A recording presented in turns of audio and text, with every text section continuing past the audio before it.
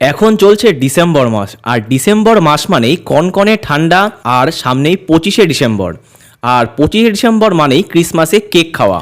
আর এই ক্রিসমাসে মোটামুটি আমরা সবাই এই কেক খেতে কিন্তু ভীষণই পছন্দ করি। তাই আজ আমরা চলে গেছিলাম এমন এক কেক ফ্যাক্টরিতে যেখানে প্রতিদিন প্রায় কেজি কেজি ময়দার কেক তৈরি হয়। ক্রিসমাসের কেক ছাড়াও আপনারা এখানে বিভিন্ন রকমের বার্থডে কেক কিন্তু পেয়ে যাবেন। চলুন তাহলে এবার কারখানার মধ্যে যাওয়া যাক আর দেখে নেই কিভাবে এই ক্রিসমাসের কেজি কেজি ময়দার কেক তৈরি হয়।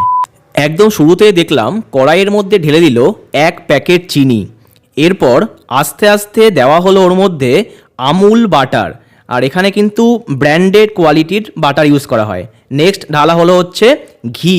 এরপর এই পুরো মিশ্রণটাকে হাত দিয়ে ভালো করে পেস্ট করা হচ্ছে। যত বেশি পেস্ট হবে তত কিন্তু কেকের টেস্ট কিন্তু আরও বাড়বে।